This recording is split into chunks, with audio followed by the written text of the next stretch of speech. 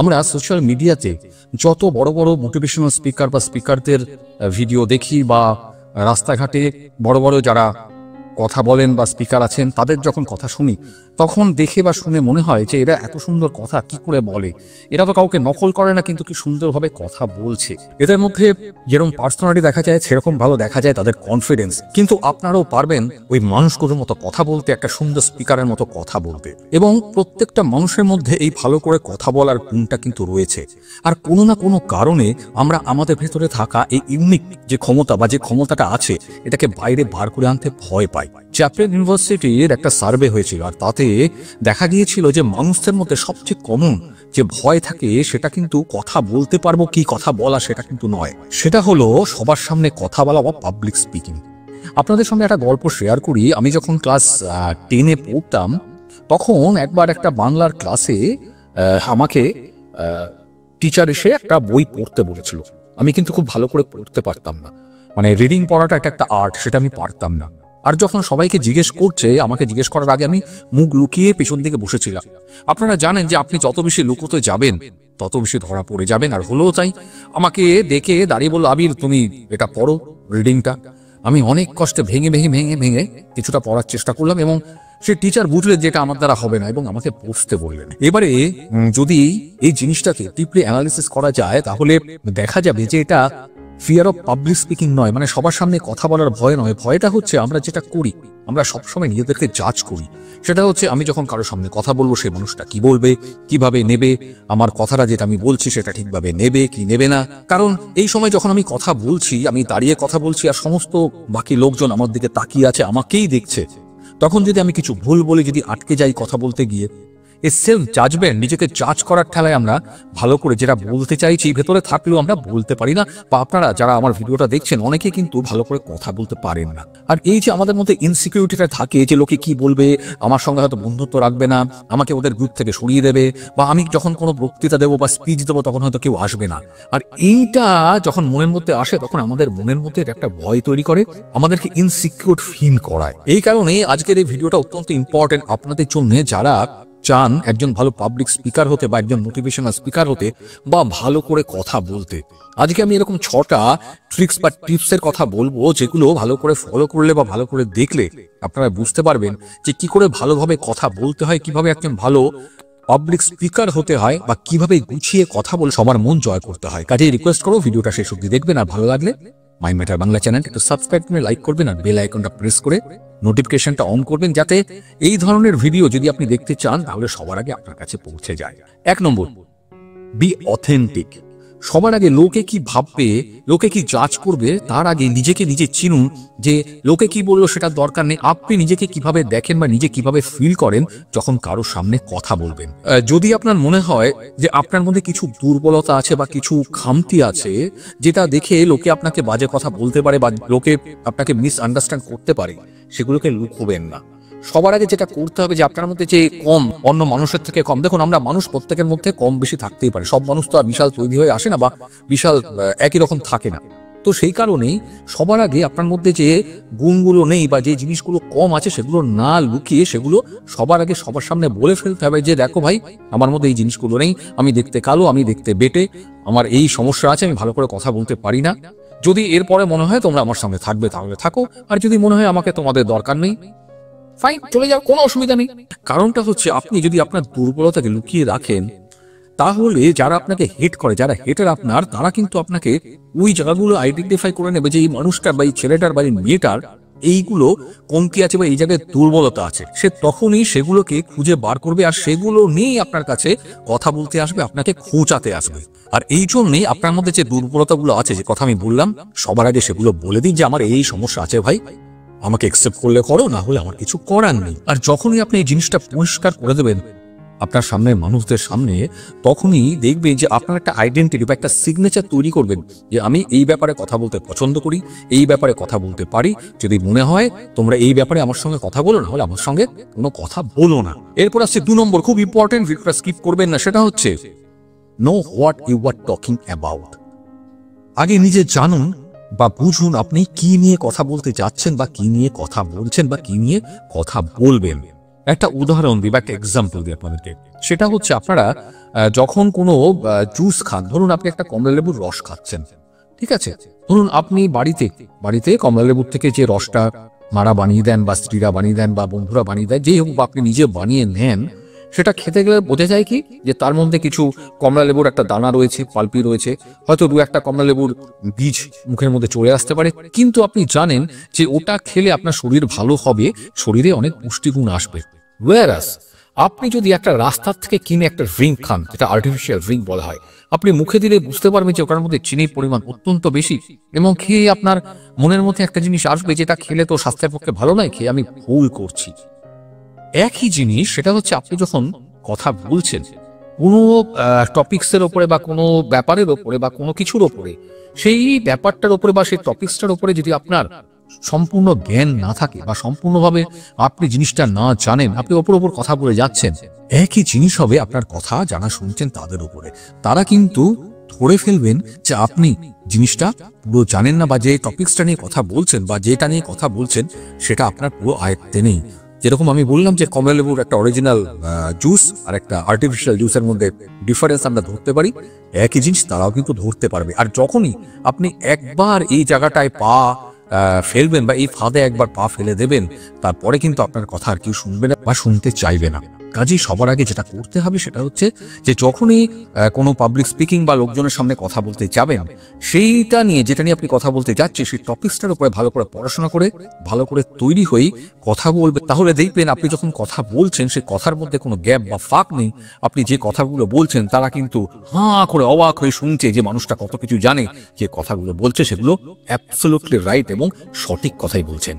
এরপর আসছে 3 নম্বর, সেটা হচ্ছে যে let the listeners appreciate your speech.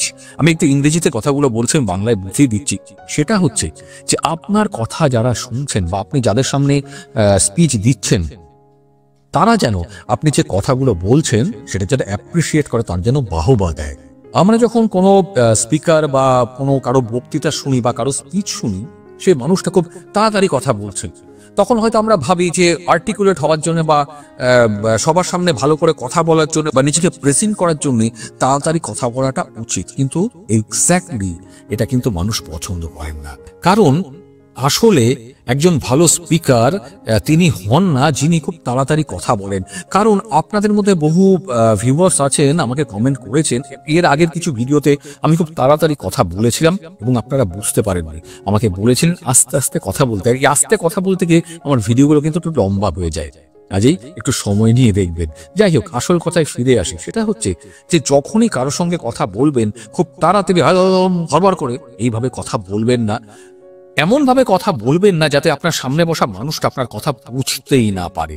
একজন ভালো স্পিকার সেই হন যিনি সামনে যারা তার কথাটা শুনছেন তার মনের ভেতরে তার কথাটা ঢোকাতে পারে এবং তিনি পারেন তাদেরকে মনের মধ্যে বুঝিয়ে দিতে যে তিনি কি বলতে চাইছেন, তারা যাতে তার কথার সঙ্গে কানেক্ট করতে পারেন। কাজেই যখন আপনি কারোর সামনে স্পিচ দেবেন বা কোনো বক্তৃতা দেবেন বা কথা বলবেন, তখন আস্তে আস্তে গম্ভীরভাবে কথা বলবেন। আর একটা ভালো শব্দ যদি ব্যবহার করেন, তারপরে একটু গ্যাপ দেবেন, একটু থেমে যাবেন, থেমে গিয়ে পরের কথাটা শুরু করবেন। কারণ আপনি যদি একটু কঠিন বাংলা ভাষা বলেন বা একটু সুন্দর বাংলা ভাষা বলেন, সামনের মানুষটাকে বোঝার একটু সময় আপনাকে দিতে হবে।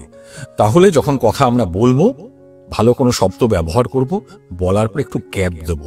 এতে কি হবে, সাইকোলজিক্যালি যে মানুষগুলো আপনার কথা শুনছেন সেটা তারা বুঝতে পারবেন এবং বোঝার পরে আপনার সঙ্গে রিলেট করতে পারবেন, আপনার সঙ্গে কানেক্ট করতে পারবেন, আপনি কি কথাটা বলতে চাইছেন সেটা ভালোভাবে বুঝতে পারবেন।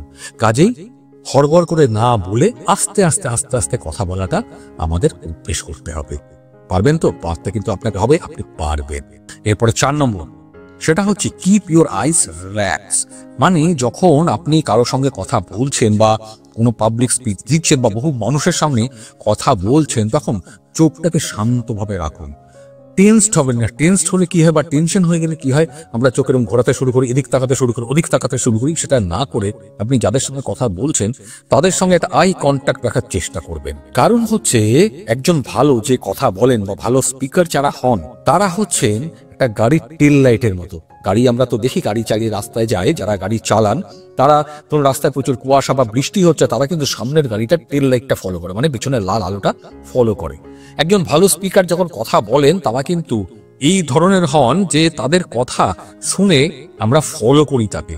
কাজে আপনি যখন কথা বলবেন এমন ভাবে কথা বলবেন যাতে আপনার কথা শুনে আপনার সামনে বসা মানুষটা আপনার পরবর্তী কথা শোনার জন্য অপেক্ষা করে থাকেন।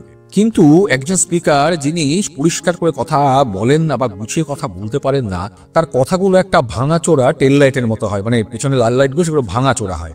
আর আমরা যারা স্পিকারকে দেখছি আমরা বুঝতেই পারি না ও কি বলতে চাইছে, ও কোন দিকে যেতে চাইছে বা কোন ডিরেকশনে নিয়ে যেতে চাইছে। আর এই কারণে একজন যে ভালো স্পিকার বা ভালো বক্তৃতা যিনি দেন তার চোখ এদিক ওদিক কিন্তু চায় না। যে মানুষটা পরিষ্কারভাবে ঠিকমতো গুছিয়ে কথা বলতে পারেন না তার চোখ দেখবেন সবসময় এদিক ওদিক এদিক ওদিক, চোখ গোল গোল হয়ে যাবে, তাকিয়ে থাকবে হবে। কিন্তু ভালো স্পিকার যারা তার চোখ বা যারা তার কথা শুনছে তাদের দিকে তাদের দৃষ্টিকে খুব নম্র বা শান্ত থাকেন। এই কারণেই আপনি যখন কোনো বক্তৃতা দেবেন বা কোনো স্পিচ দেবেন আপনার চোখে রিল্যাক্স রাখুন, শান্ত রাখুন, যাতে আপনার সামনে বসা মানুষগুলো আপনার চোখের দিকে তাকিয়েও বুঝতে পারে যে আপনি কনফিডেন্সের সঙ্গে কথা বলছেন, যেটা জানেন সেটা জেনেই বলছেন। এবং দেখবেন যে প্রত্যেকটা মানুষ কিন্তু আপনার কথা ধৈর্য ধরে শুনবেন। এরপরে 5 নম্বর খুব ইম্পর্টেন্ট, সেটা হচ্ছে স্পিক লাউডার। মানে হচ্ছে যখন আপনি কোনো স্পিচ দেবেন বা কারোর সঙ্গে কথা বলবেন বা আপনার বক্তব্য রাখতে যাবেন তখন পরিষ্কারভাবে জোরে কথা বলবেন, মানে আপনার বক্তব্যকে পরিষ্কারভাবে স্পষ্টভাবে তাকে বোঝাবেন। এরকম বহু মানুষ থাকেন বা বহু পাবলিক স্পিকার থাকেন যারা মিনমিন করে আস্তে আস্তে কথা বলে। এই কারণে কথা বলে যাতে তিনি যেটা বলছেন তার উপরে তার অতটা কনফিডেন্স নেই, আর তার কনফিডেন্স নেই বলে তিনি আস্তে কথা বলছেন যাতে তার সামনে বসা মানুষরা তার কথাটা বুঝতে বা পরিষ্কারভাবে পুরোটা যেন শুনতে না পান। কাজেই যখন আপনি কোনো স্পিচ দেবেন বা কথা বলবেন এমন ভাবে শব্দ চয়ন করবেন বা এমন ভয়েসে কথা বলবেন যাতে সেই কথাটা বা আপনার শব্দটা বা আপনার ভয়েসটা তার কানে না ঢুকে তার মনের মধ্যে, হৃদয়ের মধ্যে ঢুকে যায়। কারেক্ট? তাহলে কি হবে, সে মানুষটা আপনার কথা শুধু শুনবে না, আপনার কথাগুলো তার মনের মধ্যে বসিয়ে নেবে। সারা জীবন আপনি কি বলেছিলেন সেগুলো মনে রাখার চেষ্টা করবেন। আর এই কারণেই ভয় পেয়ে নয়, ভয় পেয়ে যে কথা বলতে পারবো কি পারবো না, জানি কি জানি না তা নয়, কনফিডেন্সের সঙ্গে পরিষ্কারভাবে জোরে জোরে যেটা বলতে চাইছেন সেটা সবার সামনে বলুন। দেখবেন আপনি সবার সামনে কথা বলতে পারছেন আর সবাই আপনার কথা শুনছে। এরপর আসছি 6 নম্বর, সেটা হলো পেইন্ট পিকচার্স ইন ওয়ার্ড। মানে হচ্ছে আপনি যখন কথা বলছেন এমন ভাবে কথা বলবেন যে আপনার কথা যেন আপনার সামনে যে মানুষগুলো আপনার কথাগুলো শুনছেন তাদের মনের ভেতরে একটা ছবি বা একটা চিত্র তৈরি করে। কারণ কথায় বলে আমাদের জীব হচ্ছে একটা তুলির মতো, তুলি দিয়ে যেমন ছবি আঁকা যায় তেমনি একটা জীব দিয়ে আমরা ছবি আঁকতে পারি। কোথায়? মানুষের মনের মধ্যে। ধরুন যখন আপনি কোনো এক্সাম্পল বা উদাহরণ দিচ্ছেন, এমন একটা উদাহরণ বা এক্সাম্পল দেবেন যেটা আপনার সামনে বসা মানুষগুলো রিলেট করতে পারে বা বুঝতে পারে যে এটা তাদের জীবনেও ঘটে। মানে আপনার লাইফে যে ধরনের ঘটনা ঘটেছে সেই ধরনের ঘটনার উপরে বেস করেই আপনি উদাহরণটা তাদেরকে দেবেন। এতে কি হবে, তাদের মনের মধ্যে একটা ছবি তৈরি হবে। এরকম বহু মোটিভেশনাল স্পিকার্স বা বহু স্পিকার্স আছেন বা যারা বক্তব্য রাখেন তারা আছেন যারা কথা তো বলে ফেললেন, কথাগুলো কানে ঢুকলো কিন্তু মনের ভেতরে একটা ছবি তৈরি করলো না। কথায় বলে না, এমন ভাবে বলবে যেন মনের ভেতরে একটা ছবি তৈরি হয়।